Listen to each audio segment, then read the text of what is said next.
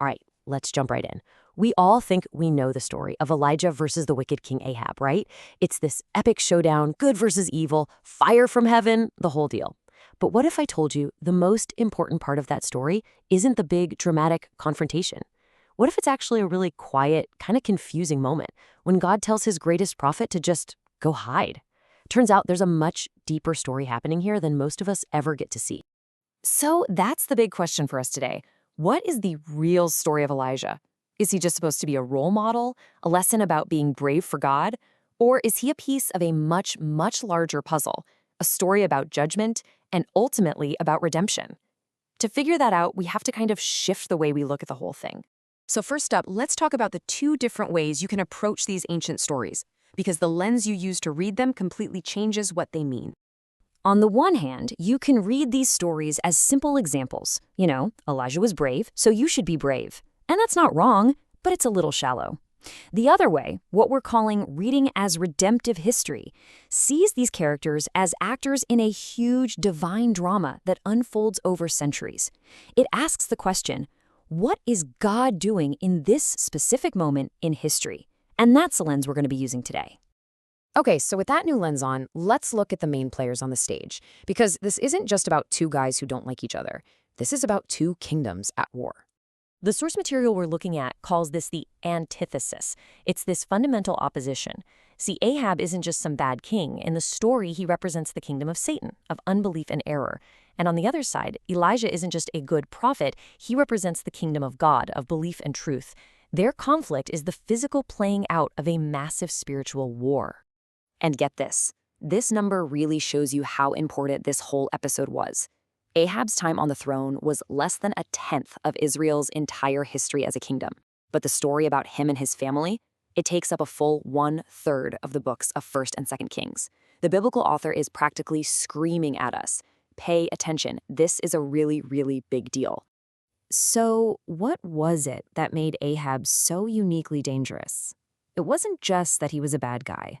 His particular sin was something far more subtle and way more destructive. The key word we need to understand is syncretism. As you see here, it's the union of conflicting beliefs. It's what happens when you fail to maintain the line between truth and error. For Israel, it was trying to blend the worship of their God, Yahweh, with the worship of the local pagan god, Baal. It was trying to have it both ways. Now, this is where it gets really counterintuitive. We all think of Queen Jezebel as the ultimate villain of the story, right? But check out this quote from the source material. Ahab's attitude was probably more dangerous than Jezebel's. Whoa, that kind of flips the script. So yeah, that's the million-dollar question, isn't it? How could this waffling, indecisive king be more dangerous than the queen who was openly trying to kill God's prophets? And here's the answer. Jezebel was a clear enemy. She wanted to completely wipe out the worship of God. Simple. But Ahab's position was way more insidious. He wanted to set up an altar to Baal right next to the altar for God. He wasn't trying to destroy the truth. He was trying to mix it with error. And that kind of confusion is way more deceptive. It poisons a culture from the inside out. And believe it or not, this isn't just some ancient problem. The source points out a direct parallel between this ancient sin of syncretism and our modern idea of relativism. The whole concept that there are no absolute truths, that your truth and my truth can both be right. It's the exact same impulse, to just erase the lines God has drawn. So, in the face of all this confusion, God sends his prophet. But let's take a closer look at Elijah's power. Where does it actually come from? And, just as importantly, what are its limits? Well, for starters, his power was literally in his name. The name Elijah means, my God is Yahweh. In an age when the king himself was saying, well, my God is Yahweh, but also Baal, Elijah's name was a sermon in itself. It was a direct declaration of war on the whole syncretistic project. And when Elijah declares a drought, he's not just pulling a random miracle out of a hat. He's actually praying for something God had already promised would happen hundreds of years before in the book of Deuteronomy. God said very clearly, if you worship other gods, I will shut the heavens. Elijah's great power was simply an asking God to be faithful to his own word. So yeah, the man had incredible power. He could stand up to a king, appeal to God's own covenant promises, and pronounce a devastating judgment on the whole nation. But, and this is the absolute key, that's where his power ended. He could call down the curse, but he was completely powerless to save the people from it. He could demand obedience, but he had no ability to offer forgiveness. All he could do was leave the people right where they were, under judgment. And this limitation, this weakness, leads us right into the most mysterious part of the whole story. Because right after this powerful confrontation, God tells Elijah to do something that makes no sense at all. Seriously, why? At the absolute peak of a national crisis, with the nation literally starving, why would God take his #1 spokesman and tell him to go hide by some remote little brook?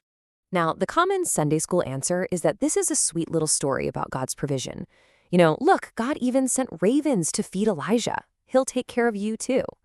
But the source we're looking at says that reading totally misses the bigger, more terrifying point. Okay, here it is, the game-changing insight. Elijah's hiding wasn't for his own safety, it was itself a revelation. By physically removing the prophet, the one who speaks God's word, God was showing Israel in a dramatic way that he was no longer speaking to them. The concealment of the prophet meant the end of revelation. It was a judgment of terrifying silence. Once you see that, the whole story just clicks into place, and you realize it's all pointing beyond itself to a much, much greater story. So let's wrap this all up. Elijah's job was to draw that hard line in the sand. He revealed the people's sin, he announced the consequences, the curse of the covenant, and then he had to leave them there.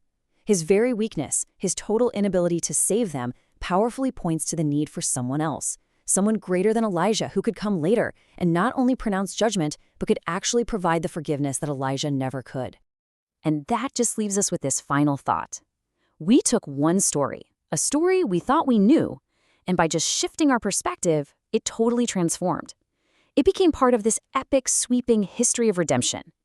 And it kind of makes you wonder, doesn't it? What other stories that we think we know could be completely unlocked if we just learned how to look for the bigger picture?